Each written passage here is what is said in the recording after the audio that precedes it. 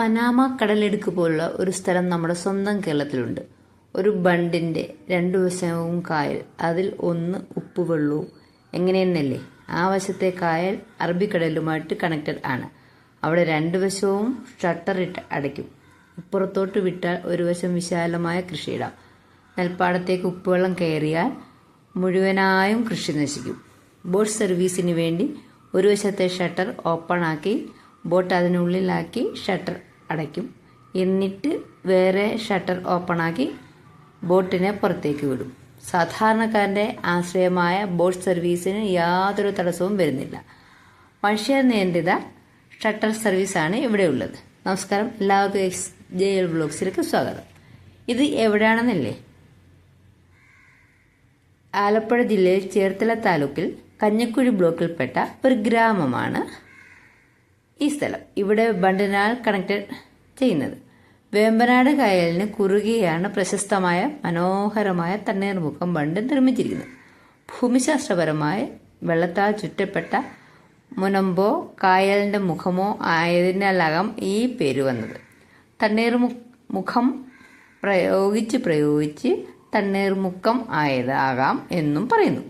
ശ്രീപത്മനാഭസ്വാമി ക്ഷേത്രത്തിൽ മുറജപത്തിനായി വടക്കൻ ദേശങ്ങളിൽ നിന്നും ജലമാർഗം സഞ്ചരിച്ചെത്തുന്ന നമ്പൂതിരിമാർ വിശ്രമിക്കുന്നതിനും ശുദ്ധജലം ശേഖരിക്കുന്നതിനും ആയി തണ്ണീർമുക്കത്ത് ഇറങ്ങുമായിരുന്നു.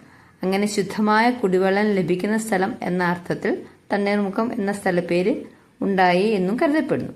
എറണാകുളം, വൈക്കം, കോട്ടയം, ചങ്ങനാശ്ശേരി, ചെങ്ങന്നൂർ, കൊല്ലം എന്നീ പ്രദേശങ്ങളെ പരസ്പരം ബന്ധിപ്പിക്കുന്ന ജലഗതാഗത ശൃംഖലയുടെ കേന്ദ്രമായിരുന്നു ഇവിടം.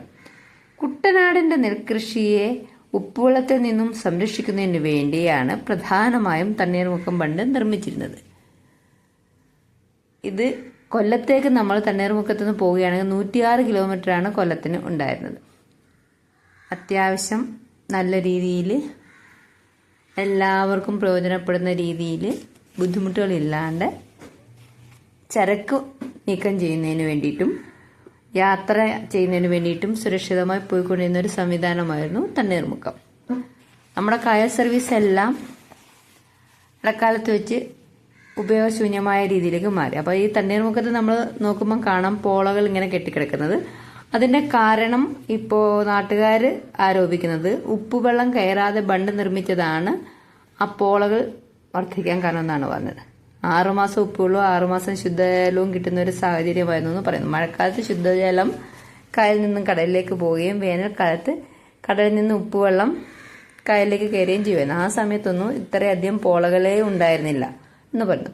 ആ ഉപ്പുവെള്ളവും ശുദ്ധജലവും കൂടെ മിക്സ് ചെയ്യുന്നതിനാൽ ചെമ്മീൻ ധാരാളമായി അവിടെ വളരും. തണ്ണീർമുക്കം ഏരിയയിൽ ഒരുപാട് ചെമ്മീൻ ലഭിക്കും. ഇതിനു മുന്നേ ഒരുപാട് ഇനം മത്സ്യസമ്പത്ത് അവിടെ ഉണ്ടായിരുന്നു. ഇപ്പം അതെല്ലാം നഷ്ടപ്പെടുന്നതിന് കാരണം ഈ ശുദ്ധജലവും ഉപ്പുവെള്ളവും കൂടെ ചേരുന്ന ഒരു വെള്ളത്തിൽ വളരുന്ന മത്സ്യങ്ങൾക്ക് ഇപ്പോൾ അവിടെ വളരാൻ പറ്റുന്നില്ല. ബണ്ട് നിർമ്മിച്ചതോടുകൂടി ഒരു ജലം എന്ന് പറയുന്ന ഒരു അവസ്ഥ ഇല്ലാണ്ടായി. അപ്പോൾ ഇതെല്ലാം ബണ്ട് നിർമ്മിച്ചതിൻ്റെ ഡിഫക്റ്റ് ആയിട്ടാണ് പറയുന്നത്. എങ്കിലും ഇരിപ്പൂ കൃഷിയായിരുന്ന കുട്ടനാടിനെ 3 തവണ നെൽ കൃഷി ചെയ്യുന്ന അവസ്ഥയിലേക്ക് ആക്കാൻ സഹായിച്ചത് ഈ ബണ്ടാണ്. നമ്മുടെ നെൽ സമ്പത്ത്, കേരളത്തിൻ്റെ ഏറ്റവും വലിയ നെൽ സമ്പത്ത് എന്ന് പറയുന്നത് കുട്ടനാടിലുള്ള നെൽകൃഷിയാണ്. അപ്പോൾ ബണ്ട് നിർമ്മാണം അത്തരം കർഷകരെ വളരെയധികം സഹായിച്ചിട്ടുണ്ട്. പിന്നെ ഇപ്പോൾ ബോട്ട് സർവീസ് എന്ന് പറയുന്നത് യാത്രാ സർവീസിനെക്കാട്ടിൽ കൂടുതൽ ടൂറിസ്റ്റ് മേഖലയായി തീർന്നിരിക്കുന്നു. അതിൻ്റെ ആദ്യ പാലം റിനോവേഷൻ നടത്തിയിട്ട് അതിൻ്റെ ഇപ്പുറത്ത് മനോഹരമായ രീതിയിൽ ചെയ്തിട്ടുണ്ട്. ഇതെല്ലാം നമുക്ക് ഈ വീഡിയോയിൽ കൂടെ കാണാം. അത്ര മനോഹരമായ ഒരു സെറ്റപ്പാണ്. ആ അറേഞ്ച്മെൻറ്റ്സ് ഒക്കെ കണ്ടാൽ നമ്മുടെ നാട്ടിലും ഇത്രയധികം ടെക്നോളജി ഉണ്ടായിരുന്നു എന്നുള്ളത് ഞെട്ടിപ്പിക്കുന്ന ഒരു രംഗമാണ്. കായലിൽ നിന്ന് നമ്മൾ മുകളിലേക്ക് നോക്കുമ്പോഴായാലും ബണ്ടിൻ്റെ മുകളിലത്തെ റോഡിൽ നിന്ന് കായലിലേക്ക് നോക്കിയാലും മനോഹരമായ ദൃശ്യങ്ങളാണ്. കായൽപ്പരപ്പിൻ്റെ 2 വശത്തും വലിയ റിസോർട്ടുകളും എന്നാൽ റിസോർട്ടിനോട് ഓരം പറ്റി ദരിദ്രരായ മനുഷ്യരുടെ കുടിലുകളും ഒക്കെ നമുക്ക് കാണാൻ സാധിക്കുന്നതാണ്. എന്തു തന്നെയാണെങ്കിലും കണ്ണിന് അധികം ആനന്ദം നൽകുന്ന നല്ല മനോഹരമായ ദൃശ്യങ്ങൾ തണ്ണീർമുക്കം ഏരിയയിൽ കൂടെ നമുക്ക് പോകുമ്പം കാണാൻ പറ്റും. കുമരകം, അതുവഴി നമ്മൾ ആലപ്പുഴയുടെ കുമരകത്ത് നിന്ന് കയറിയാൽ ആലപ്പുഴ വരുമ്പം അവിടെയാണ് വരുന്നത്. ഈ അവിടുത്തെ ആകെയുള്ള പക്ഷിസങ്കേതവും ഫോറസ്റ്റ് ഏരിയ എന്ന് പറയുന്നത് ഏതായിരുന്നു? വെളുത്തമണല്ലല്ലോ, മുഹമ്മയ്ക്കിപ്പുറം വരുന്നൊരു സ്ഥലമുണ്ടല്ലോ,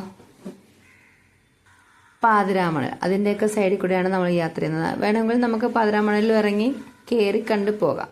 പണ്ട് പാതിരാമണലിൽ പോകുമ്പോൾ അവിടെ യാതൊരു പ്ലാസ്റ്റിക് മാലിന്യങ്ങളും ഉണ്ടായിരുന്നില്ല. ഇപ്പം അത്യാവശ്യം പ്ലാസ്റ്റിക് മാലിന്യങ്ങളും ചില മതസംഘടനകളുടെ ബോർഡുകളും ഒക്കെ കാണാം. പിടിച്ചെടുക്കപ്പെടലിൻ്റെ പല ഭാഗങ്ങളും നമുക്ക് പാതിരാമണൽ കാണാവുന്നതാണ്. മനോഹരമായ പാതിരാമണൽ ഇപ്പോൾ ഒട്ടുമേ സുരക്ഷിതമല്ലാത്ത ഒരവസ്ഥയിലേക്ക് പോയിക്കൊണ്ടിരിക്കുകയാണ്. എങ്കിൽ പോലും ബോട്ട് സർവീസ് അതിമനോഹരമായിട്ട് നമുക്ക് ആസ്വദിക്കാൻ സാധിക്കും. പാതിരാമണൽ ഒറ്റയ്ക്ക് പോയതെന്ന് മാത്രം കൂട്ടത്തോടെ വേണം നമ്മൾ പോകുവാൻ. അവസരങ്ങൾ കിട്ടുമ്പോൾ എല്ലാവരും ബോട്ട് സർവീസ് ആസ്വദിക്കാൻ ശ്രമിക്കും. Okay, by.